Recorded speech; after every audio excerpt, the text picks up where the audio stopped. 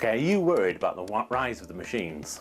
Hi, I'm Martin Sharp, and I'm here to talk to you a little bit about how artificial intelligence is changing the way that we'll be working moving forwards. I mean, this isn't in the sense of a dystopia, the idea of Terminator or something where computers are going to run amok and all of a sudden all humanity is going to be on the brink of extinction. But the reality is, it does mean that there are going to be benefits to what's going to be happening, and there are also going to be some drawbacks. There's going to be some winners and there are going to be some losers, and this is going to be regardless of what area of life you're in. Now, one gentleman called Liad Gerhard, he created a model which actually helps to explain some of this, and he thinks about it in two separate axes. One being, are you working in a cognitive or a physical role? And two, are you doing a repetitive role, or are you doing one that requires imagination and creativity? Now, as you can probably imagine, some of those roles that you've got that fit into that paradigm will be things that you're already seeing automation happening in. So for example, you can go into some shops or some restaurants, and it's now very much a case that it's self-service. It's a case that you'll just push buttons, or in the case of some of the Amazon Go stores, you'll just walk out with the goods and automatically be charged for them. Now, that's great when you think about it from a routine job point of view, where you're thinking about something that's fairly manual, that's easily automatable. However, there are going to be some jobs that are manual that you can't automate. So think along the lines of things like being a gardener. It's very difficult to automate that, not only because the fact that it's not really routine beyond maybe, cutting the grass and cutting the hedges, but it requires a lot of creativity, a lot of thought, and each individual garden is specifically different. So to actually get a computer and a robot to be able to work in that environment is incredibly difficult. Not impossible, but incredibly difficult. And certainly something that in the short term probably won't happen.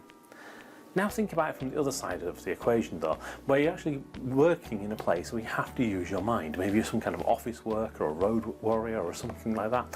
And again, there are going to be some of those tasks that computers can easily take over. For example, we're already seeing now that computers can automatically translate things from one language to another and be able to do that on the fly. So that really puts at risk some of those translation services. And again, not all translation services, because there's also that great thing with regards to human connection.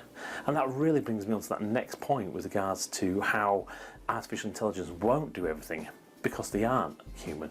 They can't have emotions. They do things to a series of rules. Now, they may learn those rules or develop those rules, but those rules may not necessarily be the same as the ones that we as people actually take into account. And that's really where you have to think about it from a customer service point of view. Not all customer service needs to be automated. Some of it you will be able to, and some of it you won't. Now think about it in some other job roles as well. So for example, if you're somebody who does the same kind of thing day in, day out, maybe filling in some kind of forms or reading through documents to be able to find those little nuggets of information that really make the value to your client, those types of things are going to be things that computers can be great at automating, and artificial intelligence is already changing those market spaces where you're looking at things like due diligence, automatic form creation, the issuing of even legal documents in some cases that have literally had no human input beyond the client and the computer.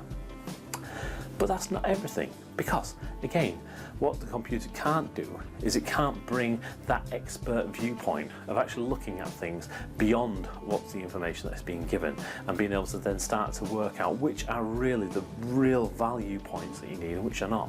So that's still an area of value that most consultants will bring to the table.